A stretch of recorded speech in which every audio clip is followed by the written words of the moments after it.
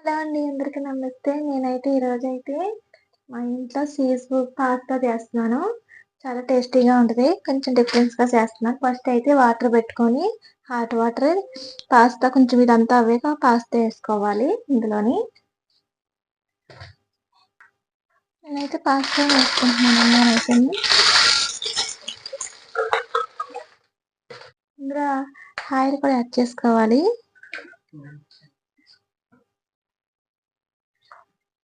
లైట్‌గా బాయిల్ అవ్వాలి ఇవన్నీని. పాస్తా ఉన్నాయి గదా! ఇవి కొంచెం మెత్తగా స్పాంజీలాగా అవ్వాలి. ఆయిల్ ఏసాం గదా! అంటుకోకుండా ఉంటది. ఇలాగా.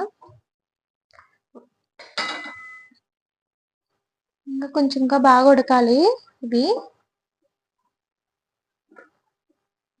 ఇంకొక 5 నిమిషాలయితే ఉడికిపోద్దండి ఇవైతేని.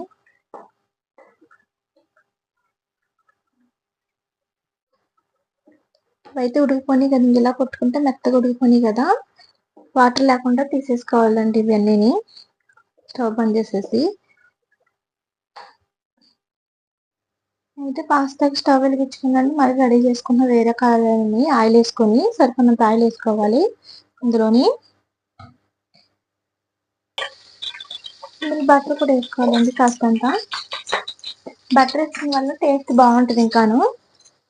చాలా రుచికరంగా ఉంటది ఇలా చేసుకుంటేని, బటర్ ఏసి చేసుకుంటేని.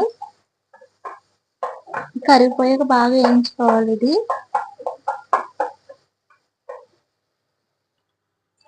కట్ చేసుకున్న చిన్న ఉల్లిగడ్డలు సన్నగా కట్ చేసుకున్నవి వేసేసుకోవాలి. ఇందులో అల్లం ముక్కలు కూడా కట్ చేసుకుని వేసుకోవాలి.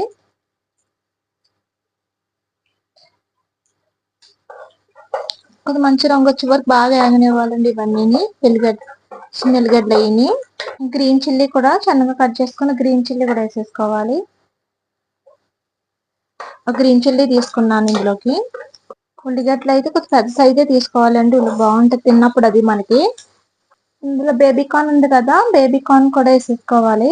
ఇలాగా కట్ చేసేసుకొని క్యారెట్, బేబీ కార్న్ ఇవన్నీ వేసేసుకోవాలండి కట్ చేసుకున్నవి. ఒక టమాటా కూడా కట్ చేసుకున్నది. కొంచెం ఇది వేగాక టమాటా కూడా వేసుకోవాలి. ఇవన్నీ బాగా వేగిపోనివ్వాలండి ఇవన్నీని పాస్తాకి.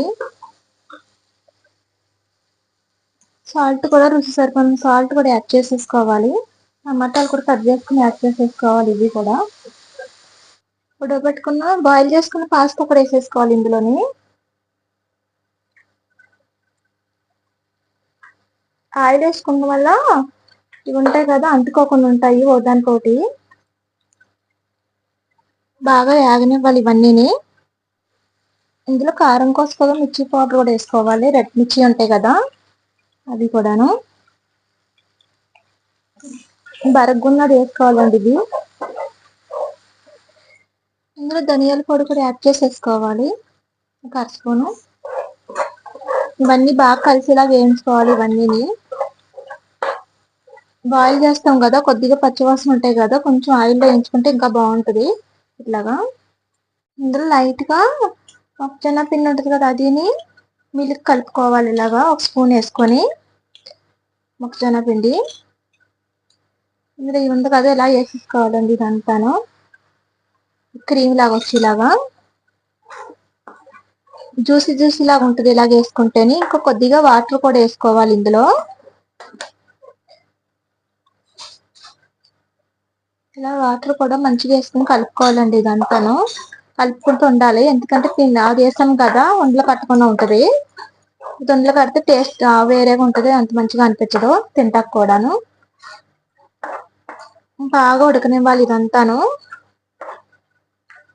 మంచిగా ఉడికిపోవాలండి ఇది ఒక 5 నిమిషాలు. టమాటా సాస్ కూడా వేసుకోవాలి ఇందులోని. ఇందులో చీజ్ కూడా వేయాలండి ఇది తురుముకొని. ఇవన్నీ బాగా కలిసేలా కలుపుకోవాలండి ఇవన్నీని. ఒక 5 నిమిషాలు 10 నిమిషాలు బాగా ఉడకనివ్వాలి ఐరో పెట్టి.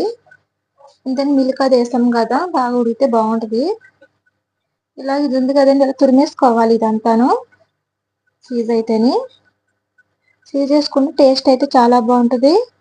ఇది ఎక్కువే పడుతుంది ఇది. నేనైతే 3 పీసులు తీసుకుంటున్నాను ఇందులోకి.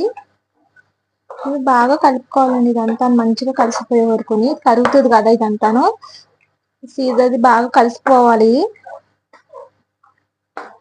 కరిగిపోయి మంచిగా ఉండాలి ఇది. ఇంకొక 2 నిమిషాలు అయితే అయిపోయిందండి ఇది.